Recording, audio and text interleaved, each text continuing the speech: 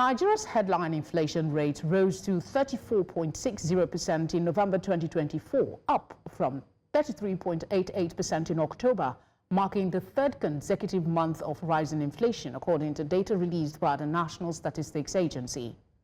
Month on month, the inflation rate stood at 2.64%, underscoring ongoing price surges across goods and services. After easing briefly in July and August, inflation resumed its upward trajectory in September, driven by the lingering effects of the naira devaluation and successive petrol price hikes. These factors have intensified the country's worst cost of living crisis in decades, exacerbating hardships in Africa's most populous nation.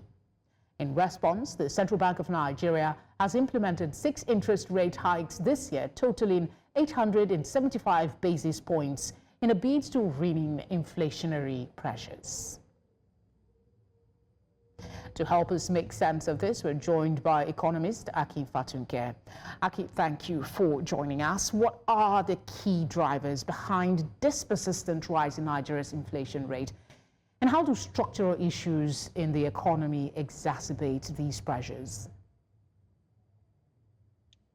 It's become like a juju, okay, like some voodoo, but basically the key drivers are the rising FX rates, the disruption in the supply chain, essentially increase in transport costs. Now, the real chunk of this will be the food inflation. And the rate is gone off the roofs and close to about 41%.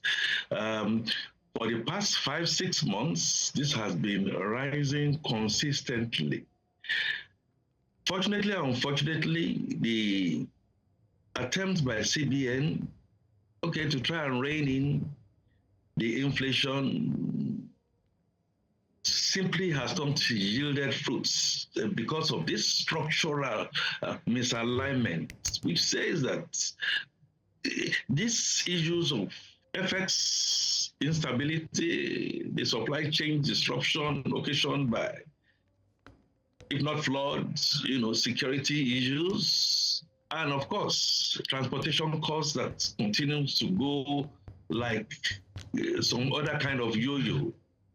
So we keep trying at it, but until we are able to address frontally these structural issues, we'll still have to do a marathon and not a sprint. All right, for Nigerians who might be curious about this, I know I am, would it have been worse if the Central Bank of Nigeria hadn't implemented some of the measures that they have? Well, it could have been, again, under normal circumstances, and ceteris paribus, like we economists put it, when the benchmark interest rates is risen, you expect that inflation will be tamed, and it's not being tamed. The cost of borrowing still goes high. It's taking and driving businesses out of function. It still has to be done. There are necessary pills, in my view, that has to be applied. Otherwise, we'll be in trouble. The other fundamentals, especially when we are looking at food inflation, to the extent that we are still not winning the war against terror, and farmers not being able to get access to farms without disruption. And of course, the almighty transport costs that is gone off the roof. If we are able to tackle this both at the federal and more at the subnational levels, we may, in my opinion, get in there. I think CBN, in consonance to see that money supply is controlled, recently issued a circular to talk about our mint notes not to be in illegal hands, all working together. But you see, the economy is still not jacking up. It's not jacking up to the kind of revenue that we expect, even from non-oil sources. Okay.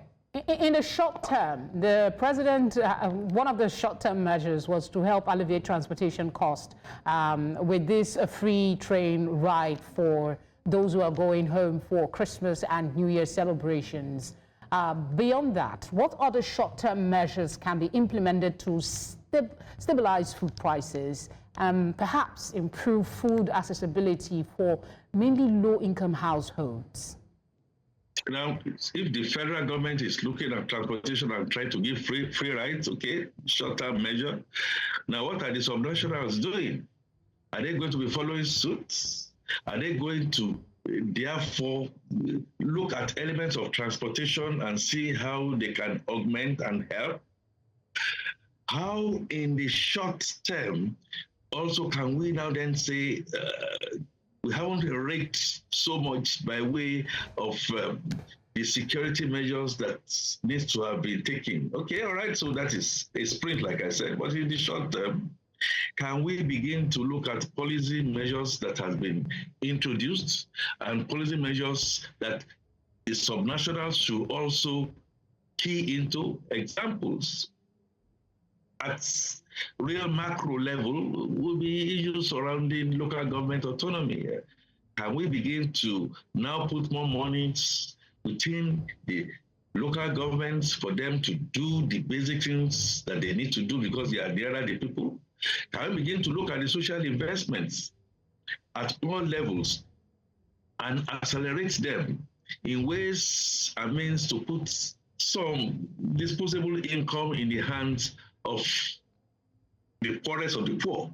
Can we begin to now look at this year-to-date period for state governors and the federal to really implement the minimum wage in a way that money is available, maybe for health, for some other things, but then give some other palliatives apart from transportation to help pushing, to help the real impact of this food inflation that we are talking about, and then encourage somebody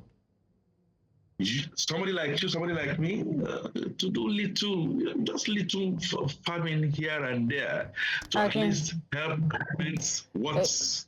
It does resonate from your submission that we need to have a more holistic, inclusive, and not temporary approach to addressing some of these challenges. Thank you for speaking with us. Thank you very much, Felicity. It's a pleasure to be here.